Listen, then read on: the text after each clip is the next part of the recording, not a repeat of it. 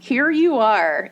This is Deconversion Therapy, the podcast, and this talking is Bonnie, and that this talking is also Bonnie. No, Karen. Talking. I don't think our voices sound the same, although I think someone has mentioned that before, like they can't tell us apart.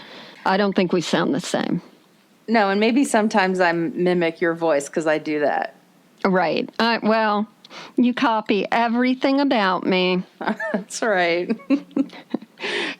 So let me just randomly tell you what I'm a bit concerned with today. Okay. I'm gonna text this to you so you can see what I'm talking about. And do you follow Shithead Steve on Instagram? Yes. Do you read it religiously like I do? Probably a little bit, but I definitely know that I have stolen some of the memes and reposted on ours. I just sent this to you. Is this real? And then I'll tell you what it is. Okay. For the sake of the people who can't see it right now. It is a meme of a guy drawing on his fingers with an... Oh, no. Yeah! He is getting tattooed on his fingers orange, like just Cheeto blobs. dust. And he says, "Oh, you're a big snack fan? That's cool. Did you get flaming hot Cheeto dust permanently tattooed on your fingers today, though?" Oh, my gosh. If that's true, that's like the epitome of a bad decision. That's a terrible... Oh, no. His name is Julian Glander, and he is... Twitter verified, so he's someone. Oh my God. He should have gotten it a little above his lips, though, too. Oh. He's not all slays in. Me. He's such a poser. Oh my God. That just cracks me up.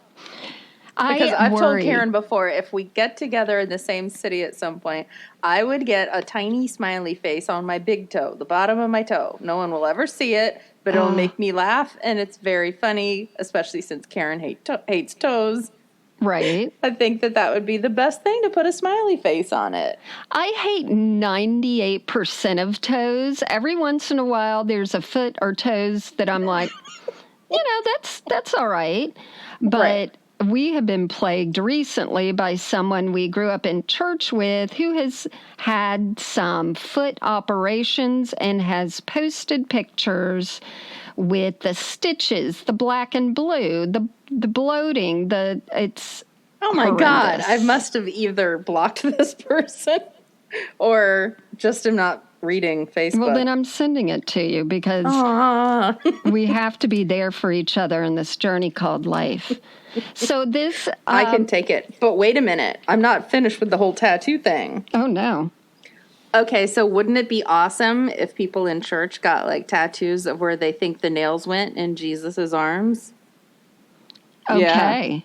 Yeah. Because it's not in his hands, because that would have ripped his hands. Right, it was in his wrists. That's right, because the bones would support that. Did you know... As we who know that. I never thought about it, but, John 3:16 is supposed to be how you become a Christian. But Jesus on the cross, when his little neighbor there that was a thief was talking to him, Jesus said, today I'll see you in paradise. But that guy didn't proclaim him as Lord or anything. Weird. So... It was just random. It was like saying, I'm going to see the same place you're going to heaven, although you're not really a follower of me. Right. But you just said something nice, so you're going. Backstage pass. That's right. But let me tell you one thing about one of our friends from college. I went to meet him. I'm texting you who it is right now.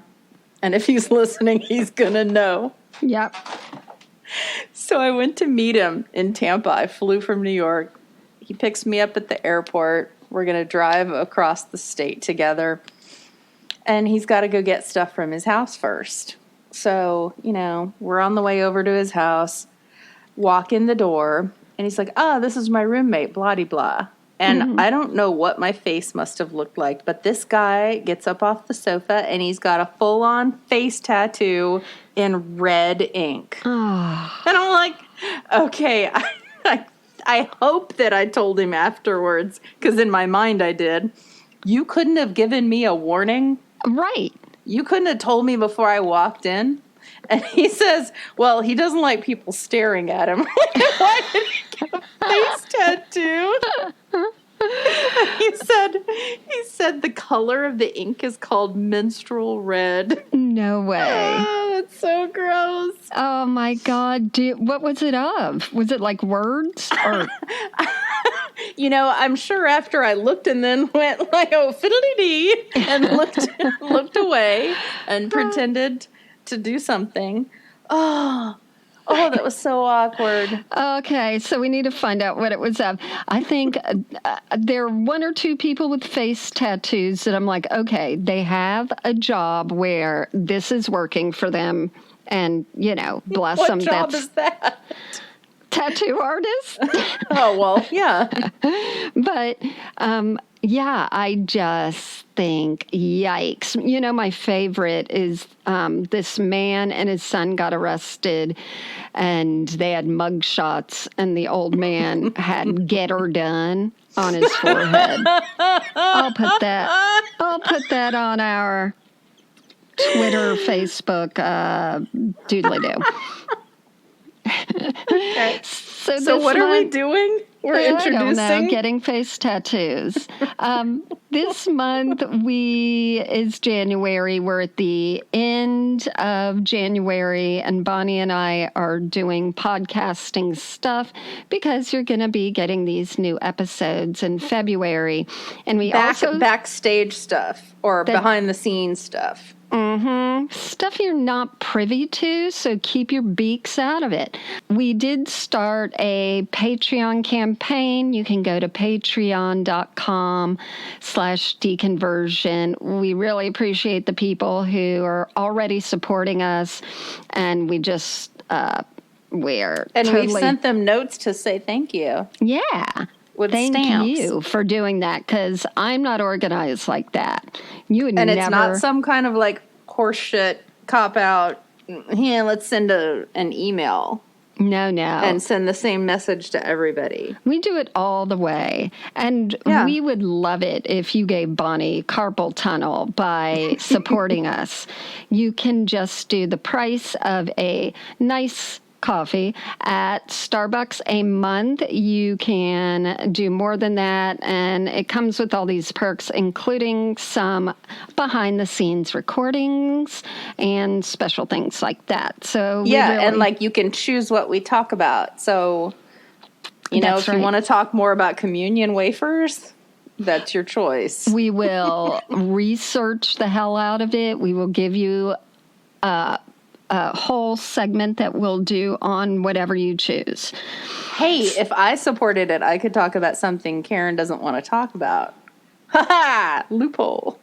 Great. If you send us toes, I'll do it. I can handle it because I love our listeners more than you. So That's an awful thing to say.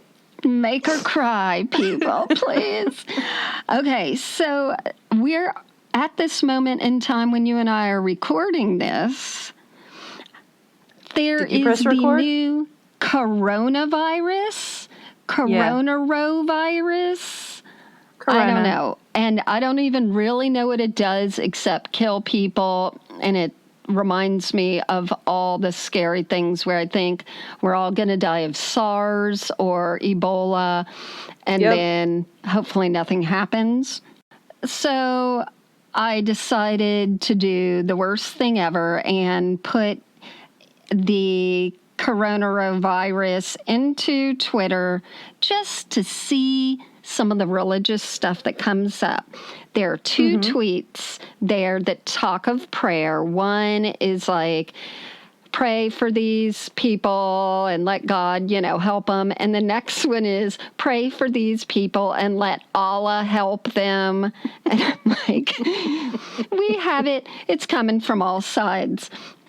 And then there's this guy that wrote, extremely saddened for the casualties caused by this virus in China. Because China treated Muslims in a very inhumane manner, and this is one of the torments of God for them. So the bottom line, before we get into an older episode about miracle healers, is that every religion, even the ones that you think are bad, have miracles also, and they have beliefs also, and they pray for healing, just like Christians here in America and some of the Western world does. So when we think, okay, they have just these totally different beliefs, no, they're pretty much the same. In fact, so I had this teenager try challenging me on our Instagram and DMs with an idiotic thing. He said, do you believe in the scientific impossibility that nothing created everything? So I just wrote, scientific? Yes. And then he said, if I were to show you a book with colored pictures, sentences, page numbers, and I told you it made itself, would you believe me? I'm like, oh, shit. This is such a juvenile argument. So an Archie comic. Yeah. So I just, said, do you believe in creation and that the world was created in 6 days? And he basically said yes. And I said, oh, I thought you meant Allah, because the Muslim Bible also has creation where God created it in 6 days. So I love to just sort of do that little stab and jab and just, we have the same mythology was going around, and that's why we have the same stories. But better you than me, because the questions that I ask them, they just want to stop talking to me. With me, I'm like, why do you need to know? Yeah, I did that too. And then he went on, and then I just said, peace be with you, young little asshole. No. But I'm not your mission field, which is a great line from Chrissy Stroop. Yep. Go follow I remember that one. Yeah. So this week, you get to listen to some things on Benny Hinn, who I love because there's so many gifs about him. I think that the hair and the suit together make it very memorable. If you're too lazy to put your hand on someone's forehead and push them back to slam in the spirit, and you just use your jacket, Did he do that? Yeah, he swung his jacket, and people would just fall out. Right. Oh my! And there's a nice. But apparently, in person, he's got that ability, that charisma that hypnotists do. Yeah. To charm and woo the crowd. Yeah.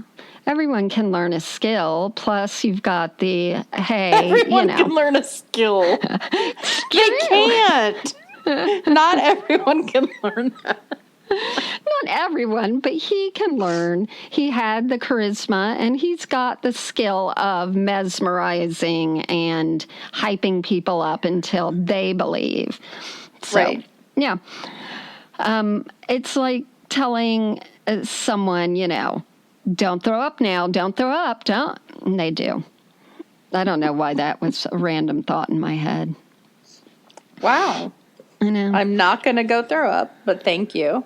Don't do it.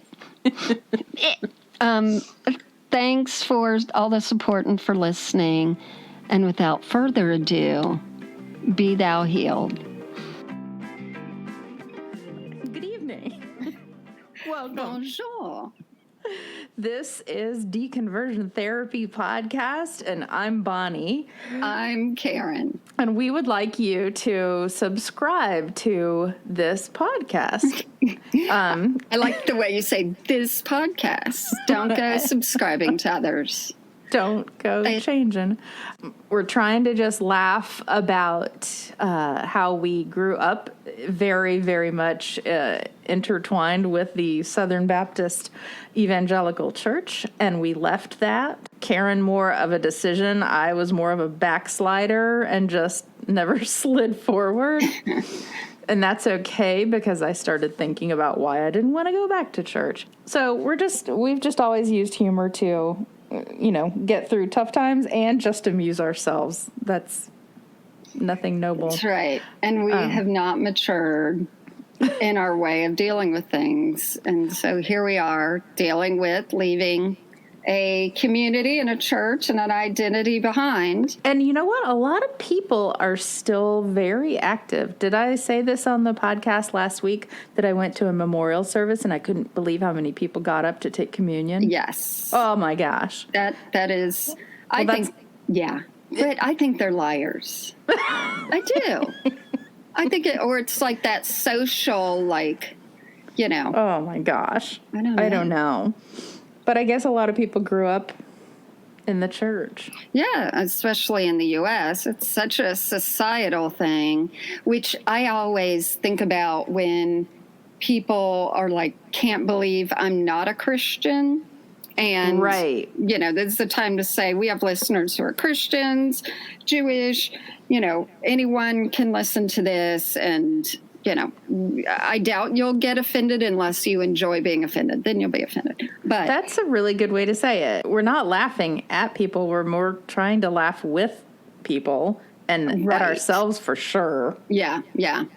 But I always think when people are like, can't believe that I'm not a Christian when I'm in the Bible Belt and surrounded by all these Christians. So many times I want to be like, if by a stroke of luck we were all born in Saudi Arabia, you guys would be the ones in full head coverings, and I would be the one not doing that stuff. But I'm still not brave enough to do that because I have family. Right, yeah, right. Maybe. And do people not? They don't think about what came to play to make them born who they are and what they are and where they are. Exactly. And you didn't do anything to be lucky enough to be born here. Right. Exactly. That's right. And people are like, well, it's by God's grace. Like, how can you say that to 2-year-old, kids in Ghana? But all right. Now I'm already getting upset. Oh, sorry. No, I'm joking. We're also on Instagram and on Facebook. We have a page you can like, Deconversion Therapy Podcast. And then Deconversion Therapy is a closed secret group where you can post things and discuss things and do anything you want in there. Okay. Well, I want to add, for people who listen to the Jim Baker versus Pat Robertson cook-off episode, which I think was just 2 episodes ago, we talked about all the buckets of goop and gruel that he tries to sell. And then in our Facebook group, there's a woman who runs a book press, and one of the writers she works with, Josiah Hess, wrote something, I think it was for Vice, and it was about watching Jim Baker infomercials, watching the Jim Baker show, I think, for 24 hours and everything he learned. And pretty much it was torture because they just kept selling the whole idea of the buckets and how you could, how the end of the world's coming and all that. I need to see some video of what's in the bucket and what you do with it. I mean, is it gruel? Is it like the way that they give the food to the prisoners on Orange is the New Black? I think some of it's like that, but then some of it looks like a flimsy burrito-like thing. So I don't understand what's happening, and I don't know if I want to, but I was researching. That's right. I was looking it up the other day. He sells a bucket of Fiesta, his Fiesta Pale is called, which is so disgusting. That's got to have a lot of beans in it. And he sells it for $100. And I saw it. I went I wonder where else this is sold. And you can get it on Amazon for $54. So the article on Vice by Josiah Hess is called, "I Spent 24 Hours Watching Christian Infomercials." Oh, God. And it's just funny. And he talks about the Tasty Pantry Deluxe food buckets and how you're guaranteed to get over 10,000 servings of pizza, mac and cheese, and chocolate pudding while you wait out the apocalypse. Deluxe and bucket just shouldn't be in the same sentence as food. I know. Okay, so this week we've decided to do healers. I'm going to be doing Katherine Kuhlman, and you're doing Benny Hill. Always funny. His name's Benny Hinn. That's right. But when I first said it to her, yeah. But when you ended up looking him up, because you're not as familiar with that whole side of Christianity like I am, did you recognize him, though? A little bit. Yeah, because he's the main one people make fun of. So he's very slick. He's slick, all right. But I really didn't think, when I looked him up at first, I was like, oh gosh, there's not that much funny going on here. And so then I was like, well, I'll just trick Karen and look up Benny Hill and see what's happening with Benny Hill. So I read his history. And then apparently Jane Leaves, who was Daphne on Frasier, she was on the Benny Hill show. That sounds... No, it does not sound familiar. Really? She would have been like a baby. Well, Frasier was on a while ago. Yeah, true. But there she is in her bra, you know. Yep. And there's Benny Hill just being a dirty old perv. Right. Yep. Same with Benny Hinn. No. Okay, so I'll start. I'm going to do Katherine Kuhlman, and she was way back in the day. She was born in 1907. And really? Wow. I know. She was born in some small town in Missouri, I think, and ended up, I think, her older sister and brother-in-law were traveling preachers. She decided to go with them, so she didn't even finish high school. And then she went out on her own doing tent preaching and then slowly tent healings and things like that. She became very popular and ended up between the 40s and the 70s going around the country. And she ended up having her own TV program in the 60s. That's crazy. Called I Believe in Miracles. So she was really one of the first, televangelists. And she was a lady. She was a lady. So it was craziness. But what's even crazier than being a lady televangelist is that she was a divorcee. So she ended up marrying another minister guy. But the whole thing was a little suspect because he left his wife for her. And she didn't want to believe that. She didn't know that. She just thought they got divorced, that the wife left him. So everyone was telling her, oh, don't marry him, don't marry him. And she went ahead. She's like, I asked God and I just didn't know. I went ahead and married him. And right after she walked out of the church, she went to found her best friend and cried for the rest of the time. I've made a mistake, but I don't know how to get out of it. because she didn't want to be divorced. And then later they finally did divorce. And so that made it even worse for her. She reminds me of a woman, a character actress who would show up on like Bewitched. And she'd wear a long flowy gown, jewelry. She had her hair, in tight curls, red hair. She was tall. She had a huge like mouth and smile. And she would talk like these. And I believe in miracles. So when I first saw a video of her, I was scared shitless until you get used to it, because you see like she has this charm about her. Well, that's how they roll. That's why they are in the position that they are. Right. And she always would say, I'm not a faith healer. I hate being called a faith healer. God is. That's it. I don't do anything. And so I read a few things where these Christians would be like, I was skeptical, but what person ever says it's not me, it's God? And I'm like, everyone who wants you to believe them. But she, would have this beautiful flowing dress, and she became such a phenomenon that she was on Johnny Carson's show.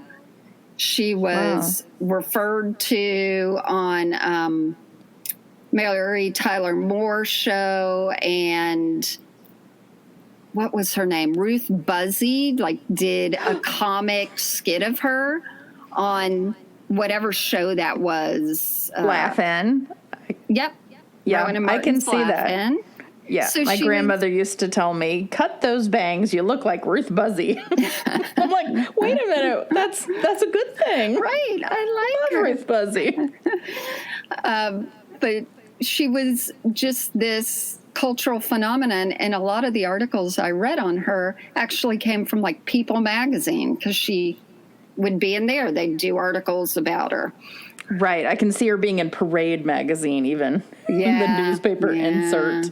Exactly. But I just Googled pictures of her, and all of these pictures, she's got the same kind of long gown on with the wide bell-bottom sleeves. Bell-bottom sleeves, like a flower around the neck type thing, fabric flower. And supposedly she liked the finest things, dresses, all her jewelry was real. She didn't have a big bank account, she didn't have a large salary, but she had a foundation that people would pay into, and she did a lot of good with the foundation, opened up schools and different things in other parts of the world.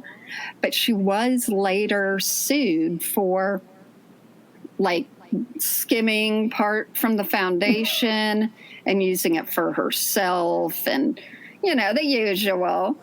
They just can't keep their hands off of that money. It's right there. So she's got this really alluring way of talking to people. She was even at Carnegie Hall, I think, but she would be at somewhere in LA that she would always sell out, and it would be 7,000 people waiting to get in, and another 7,000 were already inside.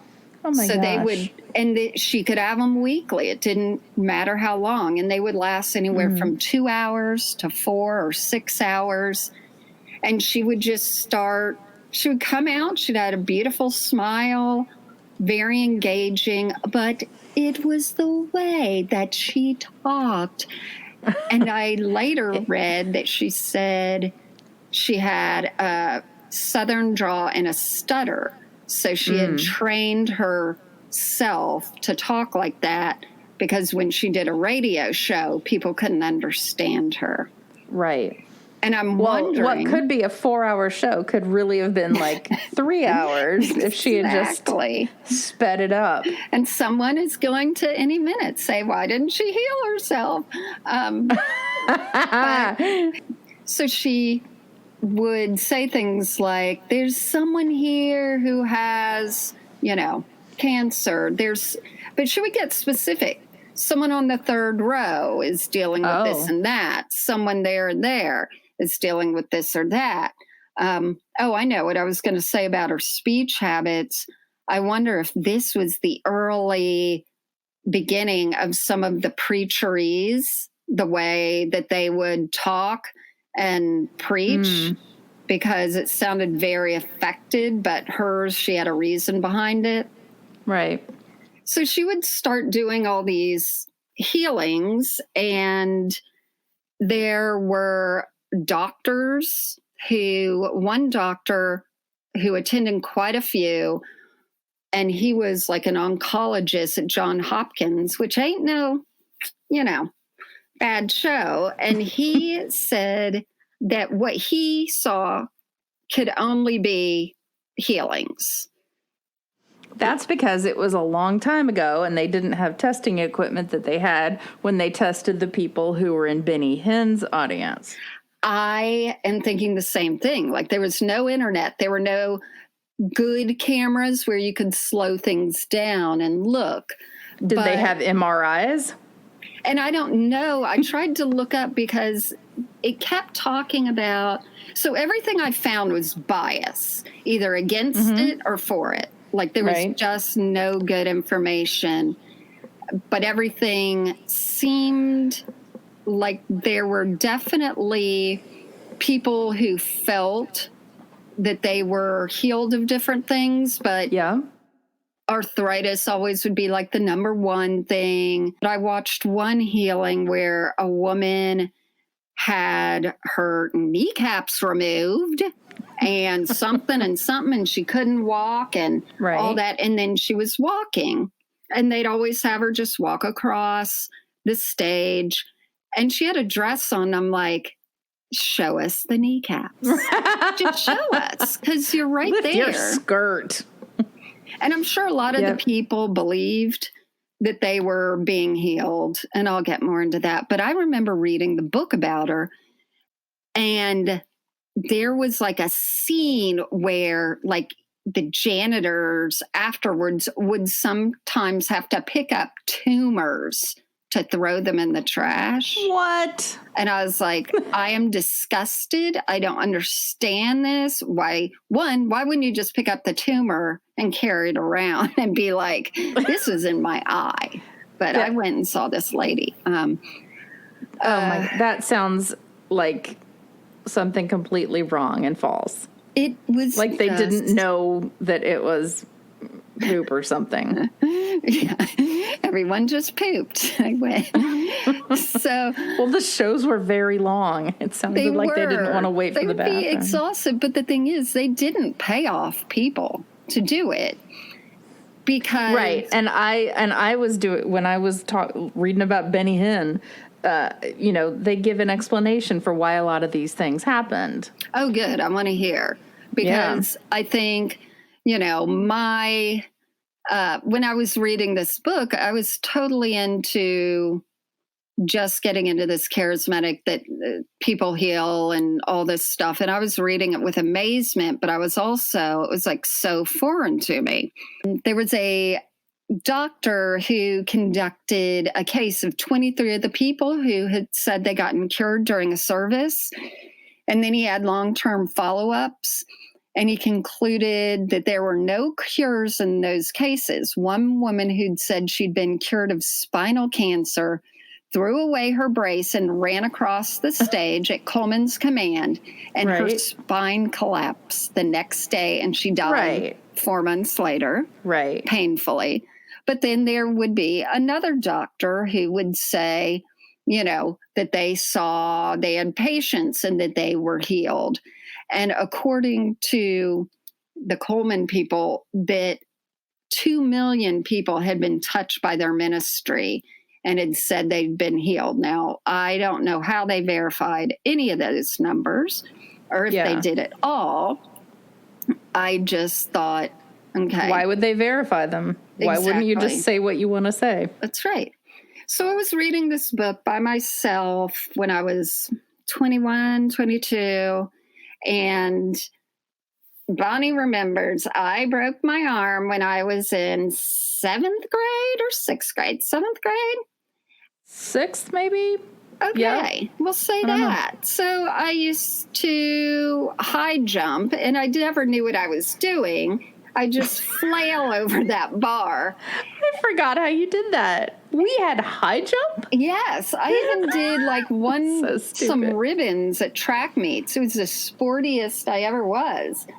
And oh my God, high jump. So our PE teacher said, oh, why don't you try the scissors kick over? I don't know. So I did it, and all of a sudden I'm like laughing because I'm like, my arm feels funny. And anyway, I had to have 2 surgeries, and my arm never straightened out.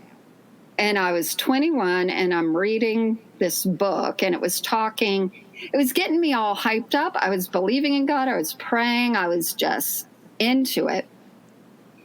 And then I'm like, I'm going to put my hand, because she talked about it's not her, it's God. And anyone can pray for healing. So I put my hand on my elbow and I prayed, and I'm not joking, it popped straight. And I had been going to physical therapy before. I had gone to the doctors, and we'd tried to straighten it out. My parents, who are medical professionals, we'd worked on that, and it never happened till then, and it was instantaneous. Wow. And so I always believed, okay, that's one time I got healed. And then another time, I had a female issue. I only had one boob. No, and I went to like a healing service where everyone just prayed for the whole place in general. And I was healed then too. But it wasn't a real like healing. But in my mind, I believe these to be miracles, but I am positive now that it was definitely right timing, right placement, right belief in my mind. Maybe you just stretched your arm for once. It wasn't the stretching. I think it was I don't know, I would say the force of stretching. I think it was that if God was doing it, it was going to be okay. And so maybe I just pushed it harder than I usually had. I don't know. But I do think it's some kind of psychological thing. Well, I think the psychological thing there that I experienced when I broke my arm, and they had to do 2 operations on me also. And when it was... Oh, you're just better than me. Yeah, I know. You had 2 operations, you said. I had 3. Fine. So they had taken the plates out, so that meant my bone was like perforated with the holes from the screws, and then I had a little splint on there, and I remember going up to a light switch and being terrified to turn the light switch off because I was like, oh, if I put the strain on it, my arm's gonna crumble. And my mom finally yelling at me, just turn it off. So maybe that's what had happened with you. Like, I don't want to straighten my arm out. It feels like it's gonna crack. Well, you are again from the same family where your grandmother called my parents to say, Bonnie has her tongue stuck on the ice tray in the freezer. And she was like trying to pull it off, and you're like screaming, and my mom's like, pour water on it, And I was 21 when that happened. It was a miracle. But yeah, the whole idea of, if that all could happen. But there are 2 more little things I'll tell you about her, and then I'm done with her. Done. Oh, you're almost done. All right, I was going to intersperse. Go ahead. Oh, feel free. Intersperse. No, with Benny Hinn. Oh, okay. Go ahead. 2 other things. She ended up, getting, there would be books written about her. Some would be like, oh, she was a fake. Oh, she wasn't. But everything was really positive. And I think, again, it was the time of when she lived. When she died, people finally found out how old she was because she never wanted people to know. And that shows ego right there. Right. And she even would tell people she was like 10 years younger. But another weird thing was that I'm going to try and do this covert speaking where, so I knew some people in Christian industry stuff, and I didn't realize that their very close relative, who I knew of, what worked with her. And if you look her up, you know, you'll see all the people that worked with her forever. And after a while, they ended up splitting ways. And I think he sued because she was keeping money back and wasn't doing a contract right or whatever. Later, like in the 90s, when I was talking with the family that was related to the people that sued her and had traveled with her and knew her and all that, they were like, you know, even they say they should have never done that because no matter what she was like, ever since they had sued her and spoke out against her, everything started going wrong in their lives. And I can't remember all the things that would go wrong in their lives, but people really believed it was because, you know, they went up against a woman of God, even if she was a fallible woman.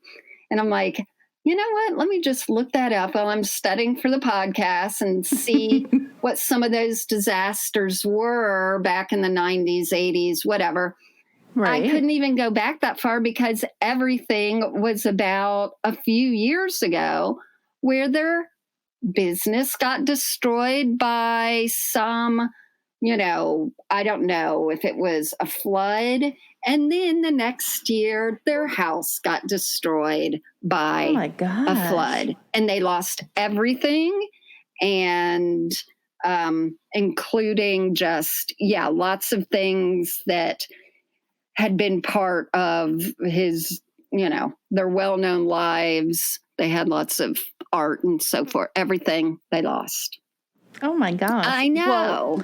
Well, although at the same time, because I believe in a different, I believe that what we focus on comes into our life. He focused on water a lot. Well, if you focus on the negative like that, you're going to have that energy around you. And sometimes things like that just attract to you. Maybe. And you've met people like this and you know.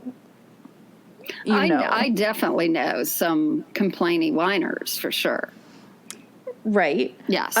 But there are just some people who just the negative things are going to keep piling on them because there's something about their energy. That's the only word I can, think to say about it. Yeah, maybe. Because if they were litigious and speaking out against her, that could have said a lot about their character and personality to begin with.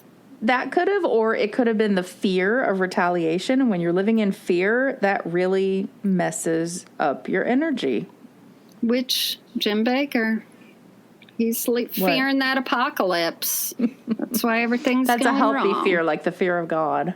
Oh, goodness. I know. Buckets. God. Buckets. Did you say fuckets? Buckets. Okay. Yeah. Buckets. So that is the life of Katherine Kuhlman, and that rolls well into your more well-known person. Yeah, well, it wasn't to me, but but now he is. And when you put her name up, I was like, oh, that's who she's talking about, because she's the one who inspired Benny Hinn years ago to do what he's doing. Right.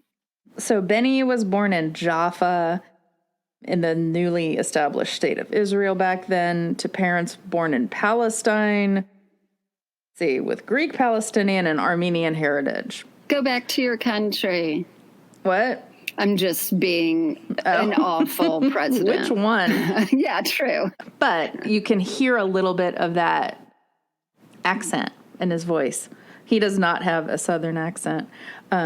let's see. So it says he was raised within the Eastern Orthodox tradition. So the family immigrated to Toronto, Ontario, in Canada. In Canada. So it talks about the fact that he did not graduate from school, secondary school, and that he was socially isolated and handicapped by a severe stutter. Yep. This is interesting. Yep. But he was nonetheless a first-class student. And then it says these claims, however, have been disputed by critics of Hinn. I wonder how much he was pretending to have a stutter because she did. Right. And supposedly Moses did too. So I'm wondering if it's this whole, like, God uses stutters thing. I don't know. Bob Newhart. Oh. That's a stammer. Yeah. So he joined a troop made up of evangelicals. And then that's when in December 73, he traveled by charter bus from Toronto to Pittsburgh to attend a miracle service conducted by Katherine Kuhlman. Mm-hmm. He says he never met her personally and often attended her healing services and has often cited her as an influence in his life.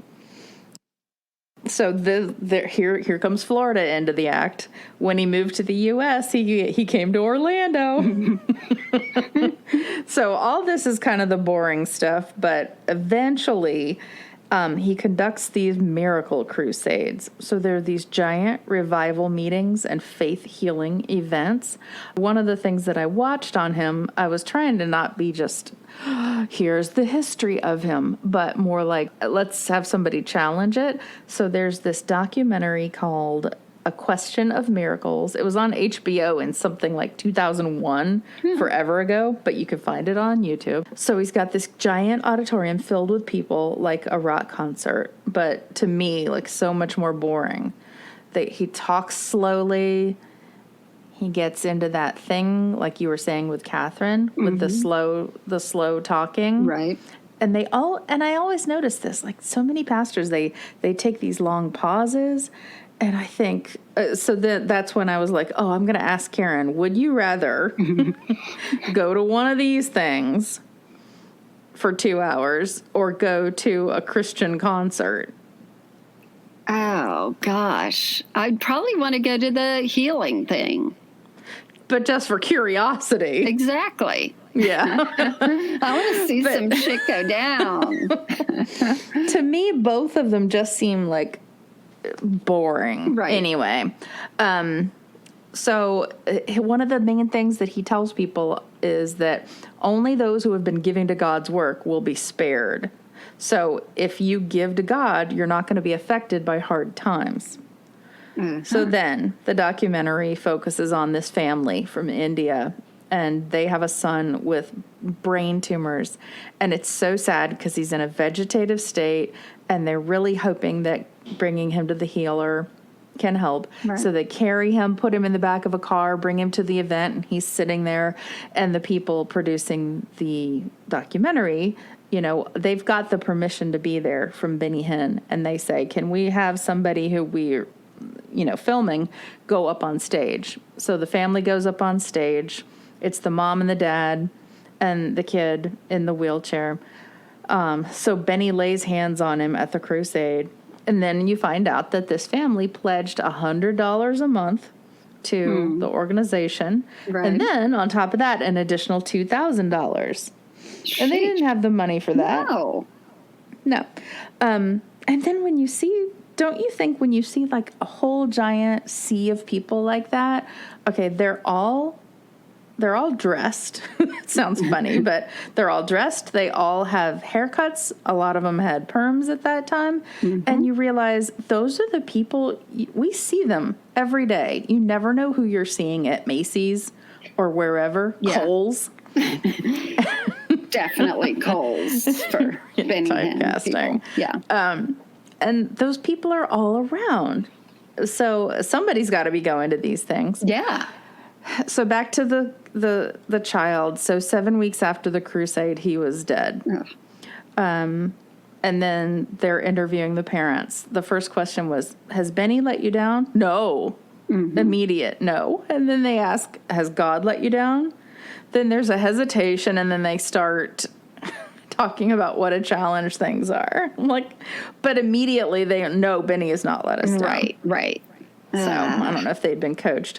But then, this is the part that I liked. In this documentary, they started discussing the human brain and how, as humans, when we evolved, the frontal lobes in our brains got bigger. Mm-hmm. And it gave us memory and the ability to see ahead. So it said this documentary commented that we are the only living creatures who can foresee our decay and death. Right. And that's kind of creepy to think about. Yeah. And so I'm sending you a text right now of what was on the screen when it said, we're the only living creatures who can foresee our decay and death. Can you see it? Not yet. Oh, here it comes. Okay. And oh my gosh, I hope I sent it to the right person. Oh, there it is. Hold on. Okay. Oh, gross. It's a foot. It's a deformed, disgusting foot. It's a foot where they're burning the body. So, So because we're the only living creatures who can foresee our decay and our death, like my sweet dog sitting over there, she doesn't know what's coming. It said to compensate, the temporal lobes and limbic system were regrouping. So they were opening this gateway to fantasy and emotion and creativity. And we developed a religious sense to explain to us what happens after we die. Right. So despite all the science and the evidence, millions of people are still turning to religious healings. Yeah.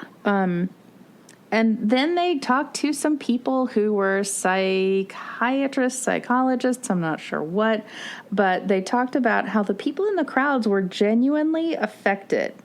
Right. What he did was very close to what professional hypnotists do. Mm-hmm. And talking slowly, and there was a whole procedure in getting these people prepared to be in a hypnotic state. Wow. And that's how they were explaining the healing thing, where they could, like, one of the things that he said to people was, where's the word? Substance. And he would fling his arm at them and they'd fall down on the stage. Right. So that's the old hypnotist trick. Yeah. And they would do it to the group. Have you ever been able to be hypnotized? I've never had it attempted on me. I have, and it just doesn't work for me. Right. And which is upsetting because my mom used it, and so did my grandparents, to stop smoking. But I would love to be susceptible like that to some kind of nice suggestion. Well, maybe you're more evolved. Who knows? I'm thinking maybe I don't have that, part of the brain that all of these people. Well, so then they talked about the characteristics that people like Benny Hinn and Katherine have, who can rally crowds. Yeah. And influence them, like Hitler they referenced. I love that. Right. So they have similar characteristics, and that the God experience where you feel like there's a presence and somebody has spoken to you, right, and you've gotten a message, that is an electrical charge in that temporal lobe that they can recreate in the lab. So they talk about the science of that and how the progression of these things happen in the large group experience. And how, you and I talked about that before, where I had felt that many times. I know, and I just didn't, except there's something that happened, like in 2013, where I became obsessed with tennis. Mm-hmm. And it, like, to me, that's the most recent close thing that I can say. Something happened, and I was just entranced, and everything changed. Right. And I'm so happy about that. But I think that something happened, like, with my temporal lobe. It must have been especially, Did you go to a public tennis viewing? Nope. Okay. It was one specific match. I was watching the U.S. Open, and one specific match kind of did it to me. Right. And then I was like, well, this tournament's over. I've got to start playing. and then it becomes, just it's just being a human. Yeah, all exactly. of these things that we're doing. Yep. So my temporal lobe is just more messed up than other people's, but I think it explains why a lot of people are in congregations. For sure. Yeah, exactly. And they believe their conversions. Yep. And when they interviewed, what you were saying before with Katherine, when they interviewed him and said, do you believe you're healing these people? And he said, no, God's doing it. Right. When he's in an interview, he gives good answers that sound like, well, I'm kind of doubting it too, and this is what I've come up with. Yeah. So he didn't sound like too much of a schlock. No. Now, describe what he looks like so that our viewers here, people will go like, oh, that guy. So in the thing that I was watching with him, he had on a very, very tailored suit with pleated pants. But I think now he's wearing something a little bit more like a white suit that looked like an Indian style jacket. Yes. That definitely collarless. An Indian look. Like the collarless. Yeah. The little tab collar thing. Again, maybe. J. Jill. Yeah. It's our sponsor. And he's got like an olive complexion. He has a little sanpaku under the eyeball. There you go. But he's got, I don't know what's happening with his hair. It's not as done as Trump's, but there's something where it's been fluffed and folded over and sprayed. It's still televangelized hair. Yeah, and sure. it's better than some. Yeah. And it's silverish, and it used to be brown. Oh, okay. Yeah.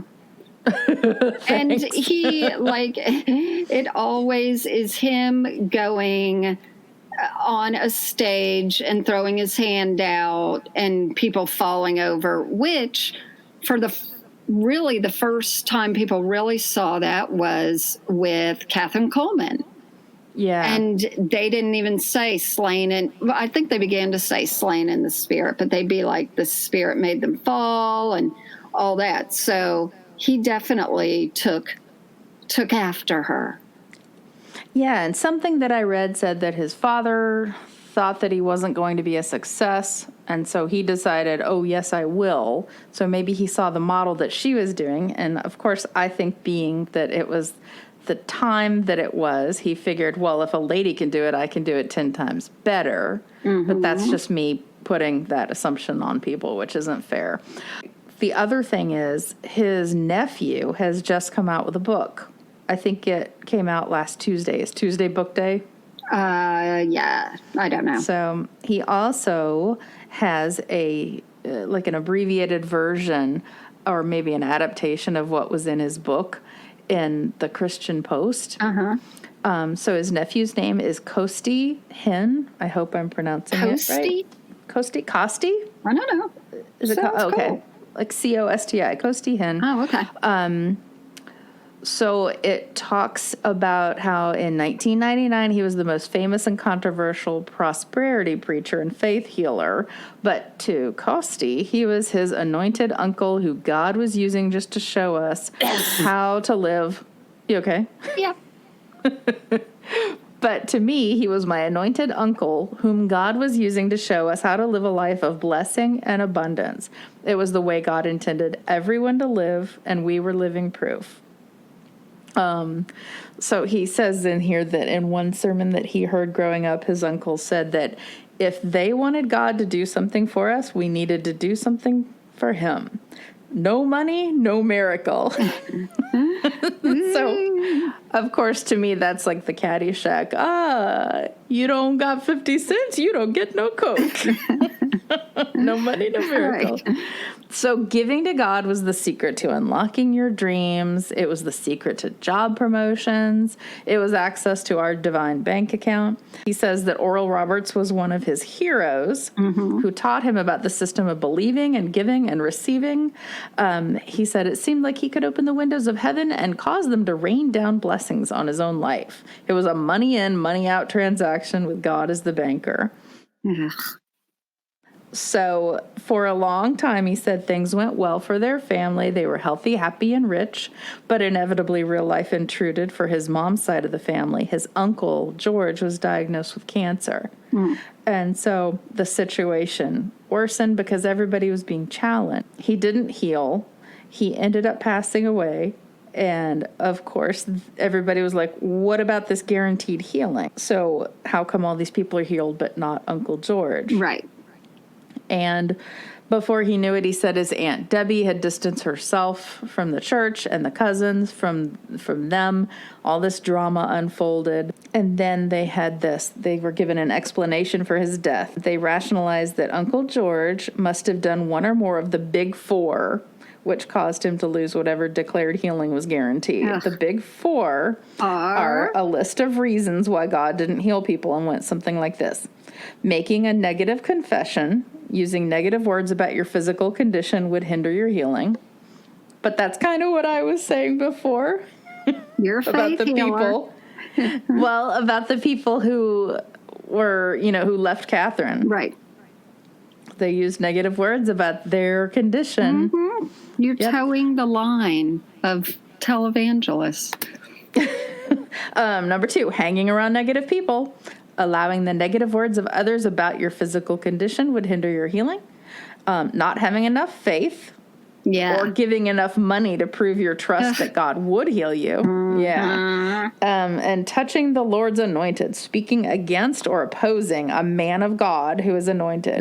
Doesn't that sound like the family that you said left Katherine? Yeah, like that. That's always been like especially in the charismatic movement, even preachers who I really respect, they would preach that. They're like, even no matter how bad those people can have their own like suffering and their own, falling from grace, that you just should pray for them, because if you are accuse them or do something like that, you take away God's safety net for you. And I always thought that's pretty scary. It's very twisted, but it's all about, I think, human behavior too. Yeah. Yep. So the last thing I wanted to mention was I went on Amazon to read reviews of the book. Yeah. And these just came out. They're all 5-star reviews.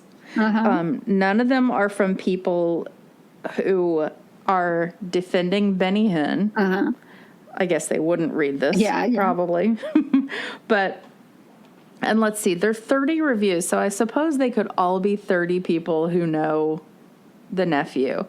But they're all saying the same thing, that he writes it in a way where he's not totally out to expose them in a mean way.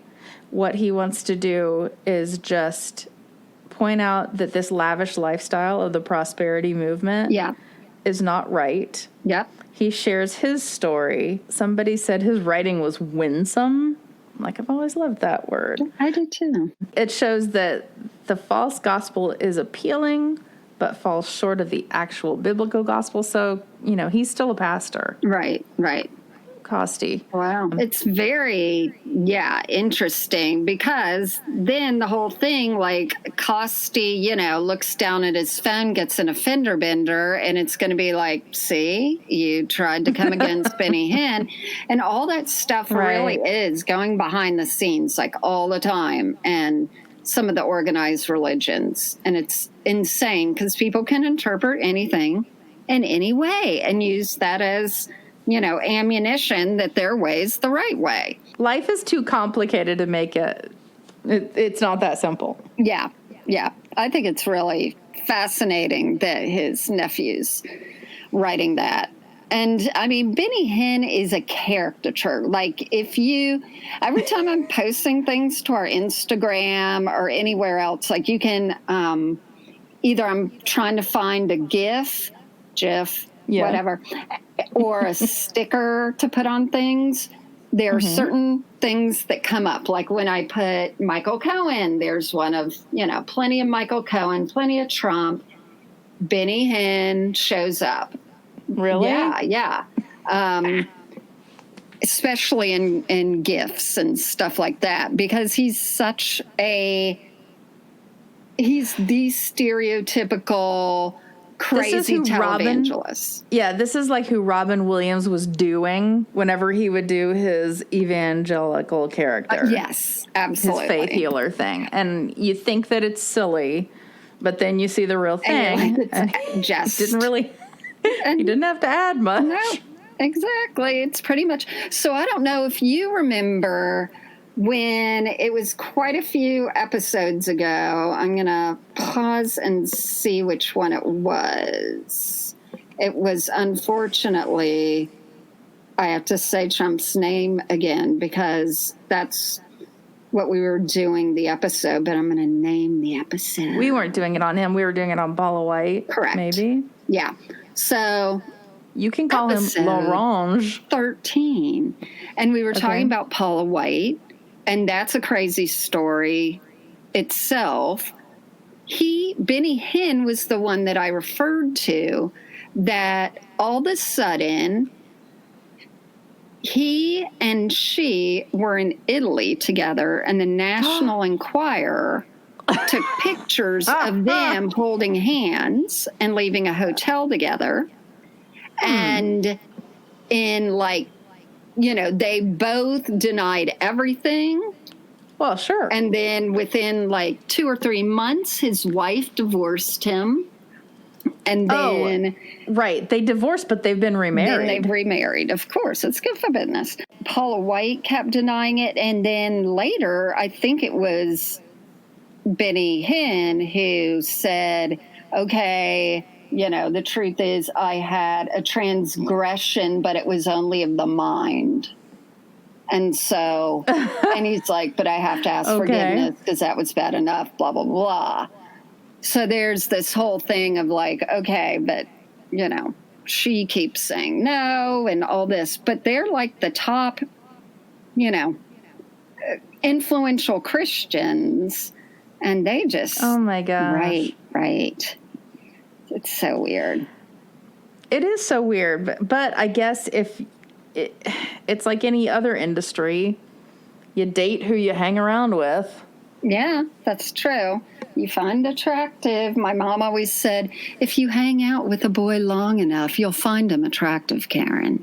And that's her way of saying, hang around other people. Look somewhere else. That's funny. But I was going to say something about, one, all these people had, tons of money. Oh, but both Katherine Kuhlman and Benny Hinn, she would say, they didn't finish high school, but she would say, I don't, God's using me, a very plain person. And she would tell people, even before she went on stage, if there were pastors that came backstage to see her before she went on, she'd say, now what you're going to see, I am the plainest of people. I am just plain. Even though she's in a long evening gown, like she's guest starring on Lawrence Welk's show. Love Boat. Yeah, exactly. And then... she would go out there and give her whole, I was born in a town of only 1,200. I don't have any talents. I'm one of the few people who was born with no talent, but God's using me. And it's this whole, I'm just like you. Yes. And I'm worse than you. And I'm, I'm really making you feel close to me. But if you read between the lines, just like with him, it's also I have nothing else I can do. If this doesn't work, I have no other way to make my money. And so I'm going to become really good at this. But they have to have some kind of charismatic thing about them. Yes. I could not get up there and do it. I can imagine me getting up there oh my God. You guys, can we wrap this up in 15 minutes? And I'd be like, I forgot what I was talking about. All right. So we have not become healed. And Benny Hinn is probably on television right now if you switch your channels. And people are falling over. And there are modesty blankets up at front, I bet. Oh, I didn't notice that. There's a lot to unpack. I know. All right. Well, that's it. I'm at the end. There you I'm go. exhausted now. All right. Well, have a good one. Have a good week. I'll be praying for you. I always want to say that. And I will not. Okay. Adios. Ciao.